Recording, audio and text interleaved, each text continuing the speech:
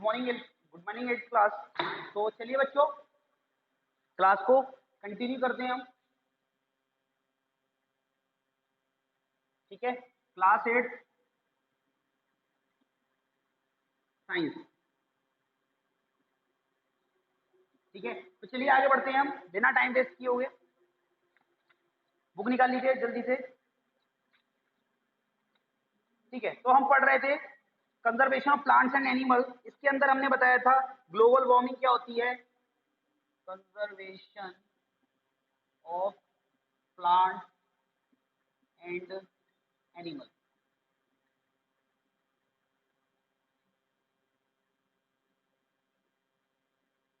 ठीक है, आगे बढ़ते हैं। तो conservation of plants and animal हमने पढ़ रहे थे। सॉइल इरोजन एंड फ्लड, ये हमने बता दिया था, सॉइल इरोजन एंड फ्लड। इसके बाद लॉस ऑफ वाइल्ड लाइफ। अब हम इसके आगे बढ़ते हैं, loss of wild life. Deforestation lead to the loss of wild plants and natural habitat of wild element and depend and depletion of food sources. तो क्या मतलब है यहाँ पे, डिफॉरेस्टेशन लीड, डिफॉरेस्टेशन से क्या होता है, यदि आप जंगल खत्म कर दोगे तो क्या होगा, lead to the loss of wild plant. तो इससे क्या होगा, जो जंगली प्लांट्स हैं, वो खत्म होने लगेंगे। ठीक है, जाहिर सी बात है, यदि जंगल खत्म करोगे तो पेड़ पौधे तो खत्म होंगे ही होंगे। ठीक है, यदि आप जंगल खत्म करोगे तो पेड़ पौधे खत्म होंगे। And natural habitat of wild animal, और इसके साथ साथ जो नेचुरल हैबिटेट है, नेचुरल हैबिटेट क्या, जहाँ नेचुरल हैबिटेट जहाँ पे नेचुरली रूप से जंगली जानवर रहते हैं, वो हैबिटेट खत्म कर दोगे। जहाँ पे हैबिटेट मतलब जहाँ पे जानवर रहते हैं, जहाँ पे कोई इंसान या कोई भी लिविंग बीइंग रहता है, उस इलाके को नेचुरली कोई जगह, किसी जगह पे कोई रहता है तो उसको हम क्या बोलते हैं, हैबिटेट बोलते हैं। नेचुरली रूप से कोई कहीं पे रहता है तो उसको हैबिटेट बोलते हैं। जैसे कि फिश है, फिश है वो कहाँ रहती है, फिश नेचुरली रिवर में रहती है, या रिवर वाली फिश जो होती है वो रिवर में रहती है, या तालाब वाली फिश होती है तालाब में रहती है, या जो समुद्र वाली फिश होती है वो समुद्र में रहती है, वो नेचुरल है।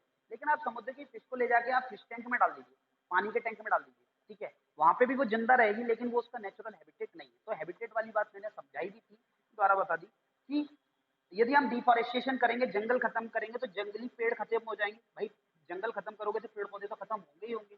इसके साथ साथ natural habitat of wild wild animals, इसके साथ साथ जंगली जानवरों का जो नेचुरल हैबिटेट है, नेचुरल हैबिटेट जंगली जानवरों का क्या होता है, मेनली पेड़ पौधे वो जंगल होता है। ठीक है, इसी तरीके से यदि तालाब या नदियां हैं, तालाब और नदियां, ये नेचुरल है, ये आप गंदा कर दोगे, पॉल्यूटेड कर दोगे, तो ये नेचुरल हैबिटेट ही आप खत्म कर दे रहे हो, तो उसमें मछलियां बचेंगी क्या, नहीं बचेंगी। And depletion of food sources, और क्या होगा, फूड सोर्सेज का डिप्लेशन होगा। अब जाहिर सी बात है, अब कुछ जानवर मान के चलो जंगल में नहीं रहते, जैसे कि चिड़िया है, चिड़िया वगैरह है, वो हवा में उड़ रही है। ठीक है, उड़ के जाहिर सी बात है वो भी पेड़ों पे घोंसला बनाती है, तो वो भी जंगल में रहती है। पर मान के चलो कि वो किसी बिल्डिंग वगैरह पे भी रह रही है, बिल्डिंग वगैरह में भी रह रही है। ठीक है, लेकिन आपने क्या किया, नेचुरल हैबिटेट खत्म कर दिया, जंगल खत्म कर दिया, तो वो चिड़िया खाना कहाँ से खाती थी, वो चिड़िया खाना कहाँ से खाती थी, वो जंगल में जाके खाना खाती थी। लेकिन आपने जंगल खत्म कर दिया तो खाना क्या हो जाएगा, कम हो जाएगा, तो भी हैबिट, तो भी क्या होंगे, जंगली जानवर खत्म हो जाएंगे। ठीक है, तो समझ में आया होगा डिफॉरेस्टेशन से क्या होता है। हम जंगल को यदि खत्म करेंगे तो जंगल के पेड़ पौधे तो खत्म होंगे ही होंगे, इसके साथ साथ जो जानवर हैं, जो जंगल के जंगली जानवर हैं, वो भी खत्म हो जाएंगे। नतीजा क्या होगा, बायोडाइवर्सिटी खतरे में आ जाएगी, बायोडाइवर्सिटी कम हो जाएगी, अलग अलग किस्म के जीव जंतु घट जाएंगे। ठीक है, तो natural habitat of wild animal and depletion of food sources, तो क्या होगा, natural habitat wild wild animals का, जंगली जानवरों का नेचुरल हैबिटेट खत्म हो जाएगा। एंड क्या होगा, डिप्लेशन ऑफ फूड सोर्सेज, और खाने की कमी हो जाएगी, इनके जानवरों के खाने की। ठीक है, जानवर और इंसान के भी, इंसान भी साइंस की नजर में क्या है, एक जानवर ही। Depletion of resources, depletion of resources, resources का डिप्लेशन होगा। डिफॉरेस्टेशन आप करते हो, जंगल खत्म करते हो, तो क्या होगा, डिप्लेशन होगा। किसका डिप्लेशन होगा, डिप्लेशन मतलब कमी हो जाएगी, कमताई हो जाएगी। डिप्लेशन ऑफ रिसोर्सेज, रिसोर्सेज का, रिसोर्सेज हमारे लिए रिसोर्सेज क्या है, लकड़ी, लकड़ी कहाँ से मिलती है, पेड़, तो ये वुड जो है उसकी कमी हो जाएगी, तो ये एक रिसोर्स है हमारे लिए। इसी के साथ साथ हमारे लिए और क्या है, जंगली जानवर भी क्या है, एक रिसोर्स है, उससे हमें क्या मिलता है, बहुत सारी चीजें मिलती हैं, जैसे कि हमें मांस मिलता है, उससे उन्हें मार के हम मांस प्राप्त कर सकते हैं। तो ये सारी चीजें कम होंगी, यानी कि ये भी एक रिसोर्स है। मैंने बताया था रिसोर्स क्या होता है, जो इंसान के काम आ जाए, या किसी यदि इंसान के जो चीज काम आ जाए वो रिसोर्स है। तो मिट्टी काम आ रही तो मिट्टी एक रिसोर्स है, हवा काम आ रही है, हवा एक रिसोर्स है। ठीक है, और नेचर से मिल रहा है, इसीलिए इसे नेचुरल रिसोर्स बोलते हैं। ये मैंने 7th क्लास में बहुत चिल्ला चिल्ला के बताया था।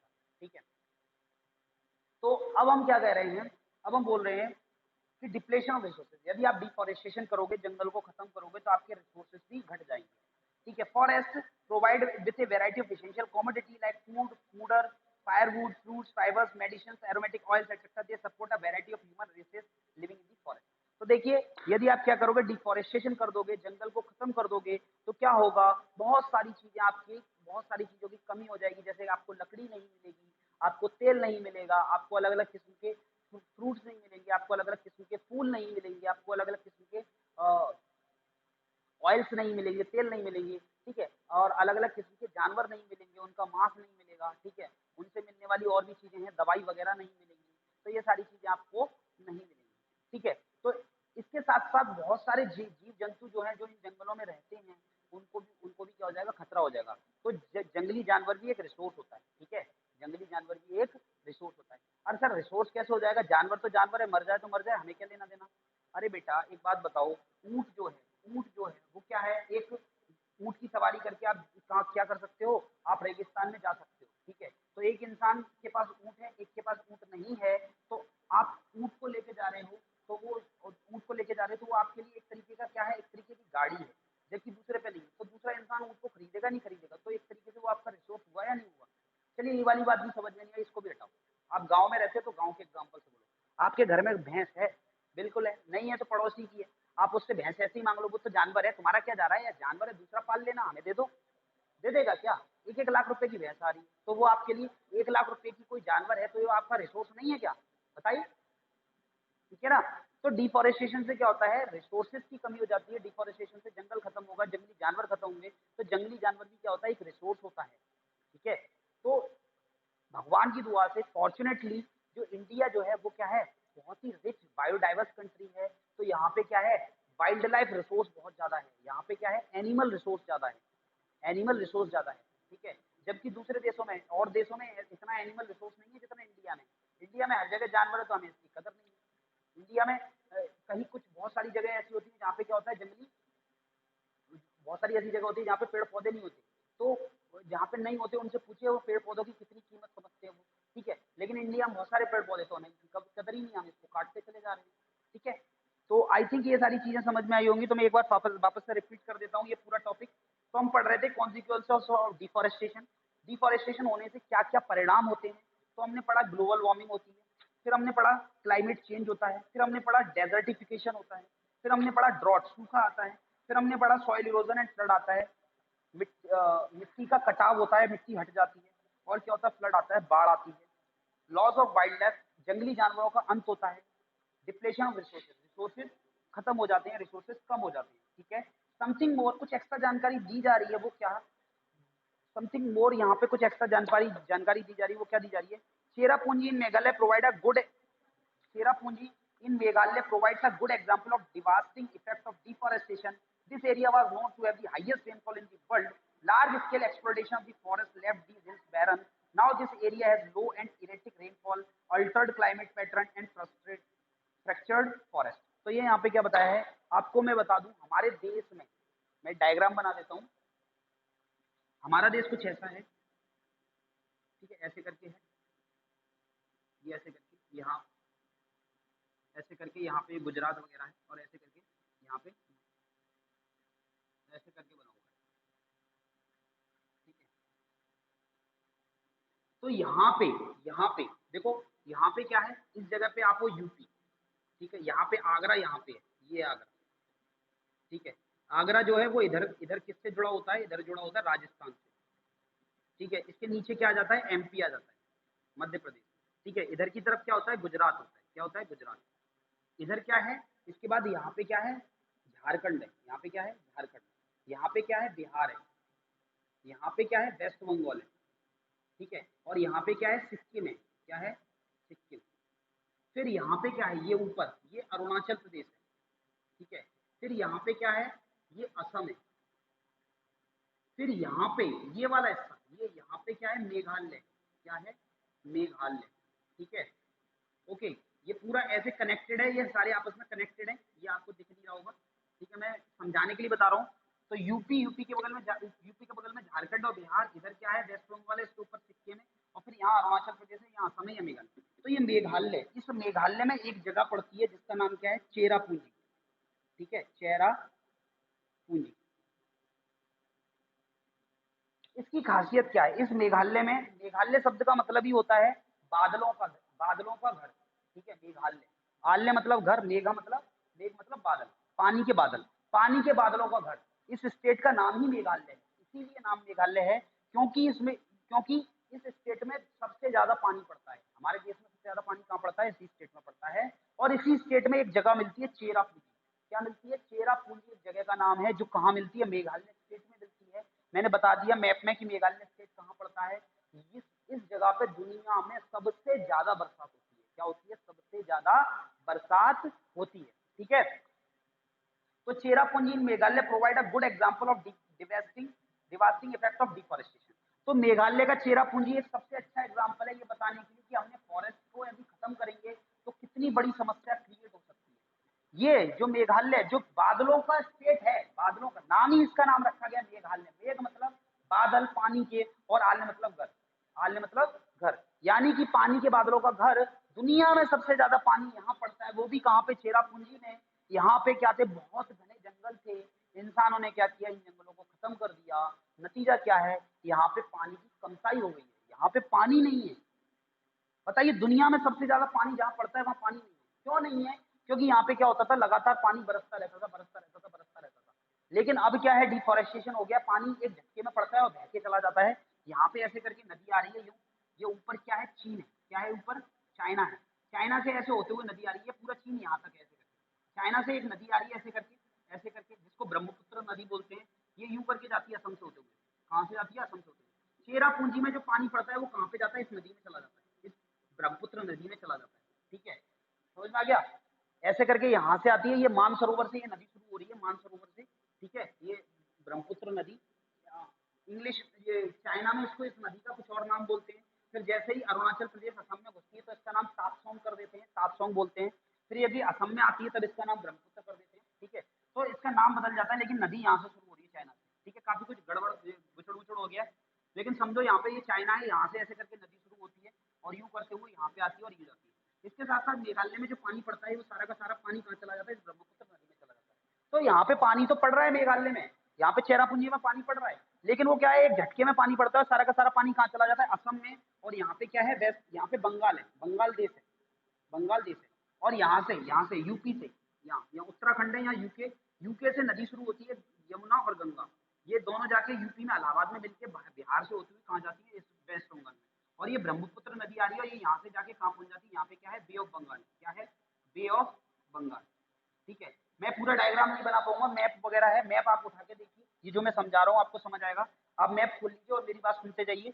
ये यूपी, उत्तराखंड है, उत्तराखंड, उत्तराखंड से यमुना और गंगा नदी निकलती है, ये दोनों जाके कहाँ पे, यहाँ पे मिल जाती है इलाहाबाद में। इलाहाबाद से ये होती हुई कहाँ जाती है, इलाहाबाद से ये होते हुए कहाँ जाती है, ये नदियाँ जाती है बिहार में, बिहार से वेस्ट बंगाल में जाती है, वेस्ट बंगाल से कौन से देश में चली जाती है, बांग्लादेश में। इसी तरीके से चाइना से यहाँ से नदी निकलती है, वहां पे लिखा होगा मानसरोवर, मानसरोवर से बहती हुई नदी ऐसे करके जाती है और यहाँ से होती हुई असम में पहुंचती है, और असम से ये बंगाल में चली जाती है, बंगाल देश में।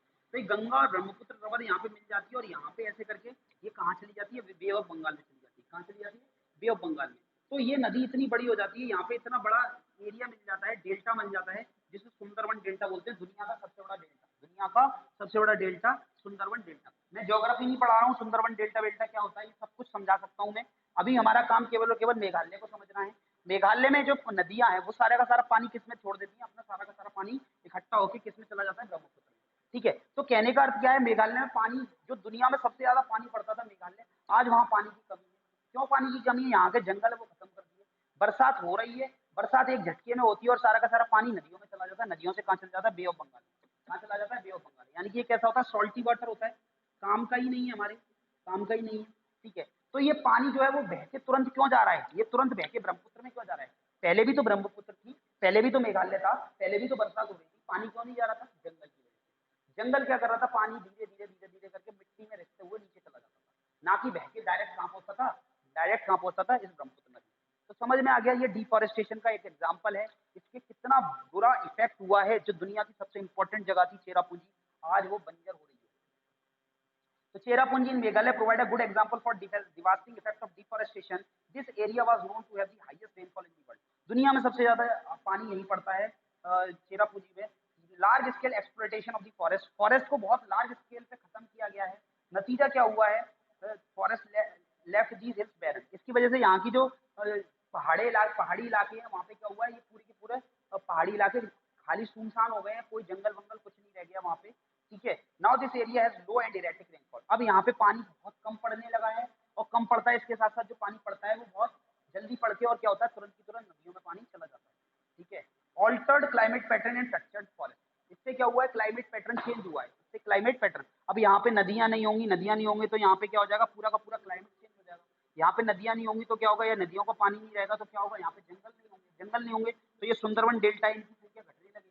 ठीक है, तो इस तरीके से क्या होगा, जब जंगल और खत्म होंगे तो नदी और बरसात कम होने लगेगी, और जंगल खत्म होंगे तो क्या होगा, और बरसात कम होगी। नतीजा क्या होगा, और ज्यादा डिफॉरेस्टेशन होगा। ठीक है, तो आप समझ सकते हो डिफॉरेस्टेशन ने कितनी बड़ी समस्या क्रिएट कर दी। आगे बढ़ते हैं, फॉरेस्ट कंजर्वेशन। आगे क्या है, forest conservation, forest conservation and the management. Forest conservation and management क्या है, ये टॉपिक समझते हैं। फॉरेस्ट मतलब जंगल, कंजर्वेशन मीन बचाना। ठीक है, फॉरेस्ट कंजर्वेशन एंड मैनेजमेंट। तो देखिए, फॉरेस्ट कंजर्वेशन एंड मैनेजमेंट शब्द का मतलब क्या होता है। फॉरेस्ट कंजर्वेशन तो आपको समझ में आ रहा है कि भाई फॉरेस्ट कंजर्वेशन क्या होता है। ठीक है, क्या हो गया, ये साफ करिएगा।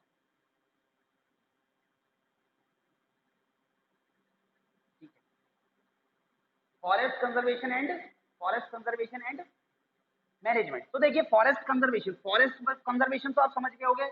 फॉरेस्ट मतलब जंगल, कंजर्वेशन मतलब बचाना, तो जंगलों को बचाना चाहिए। अब इसका मैनेजमेंट शब्द का क्या मतलब है। अब आप बताइए कि जंगल है हमारे पास, बिना जंगल का इस्तेमाल करें हम रह सकते हैं क्या, हमारे पास बिना घर के रह सकते हैं, बिना बिल्डिंग्स के रह सकते हैं, बिना हॉस्पिटल्स के रह सकते हैं, या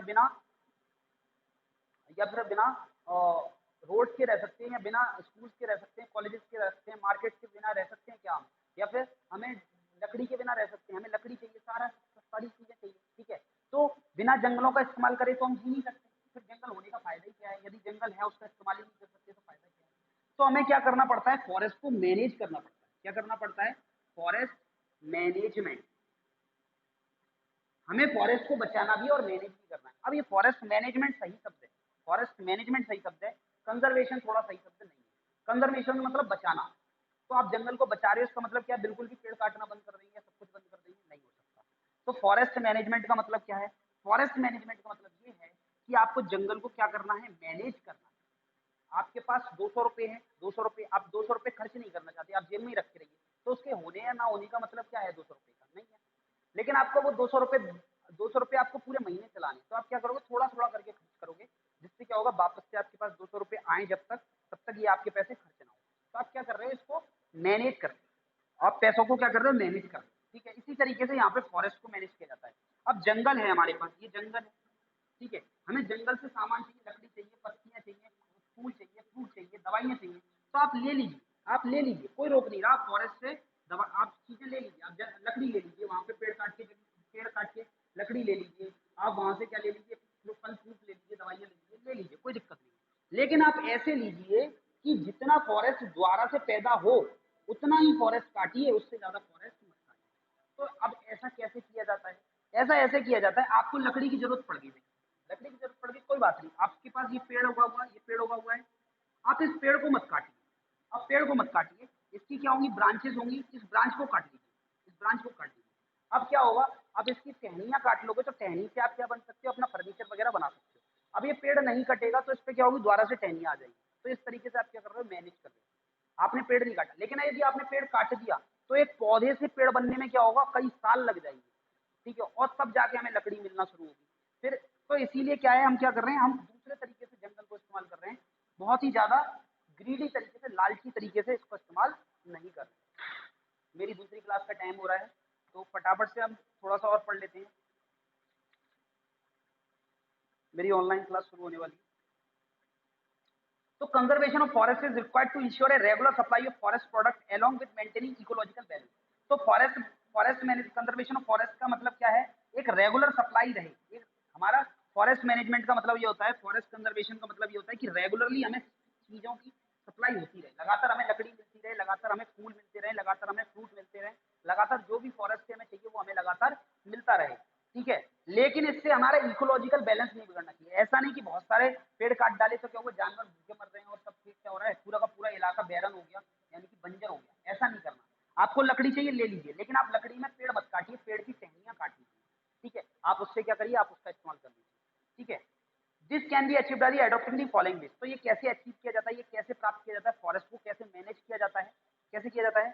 forest resource should be used rationally, economically and miserly, ठीक है। तो फॉरेस्ट को आपको इस तरीके से इस्तेमाल करना चाहिए कि इकोनॉमिकली आपको पैसे की ऐसा भी ना हो कि आप केवल टहनियां इतनी काट पा रहे हो कि आपका काम नहीं चल रहा, ठीक है। तो आप ऐसे टहनियां काटिए, या इकोनॉमिकली मिजरली या रेशनली आप ठीक से क्या करिए, ठीक से जंगल को इस तरीके से इस्तेमाल करिए जिससे जंगल का नुकसान ना हो और आपका भी काम बन जाए, ठीक है। Alternative source of fuel wood should be explored.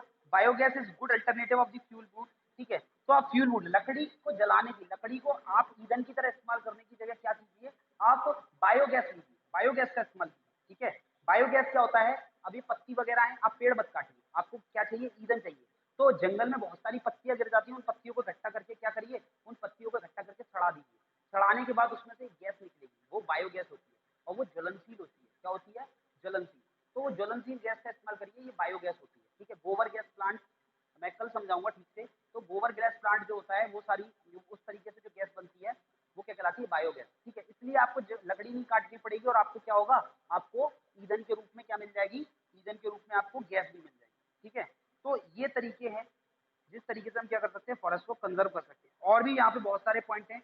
अब मेरा दूसरी क्लास का टाइम हो रहा है तो इसलिए मैं अब चलता हूँ, ठीक है। तो अब कल मिलेंगे, ठीक है। Bye bye.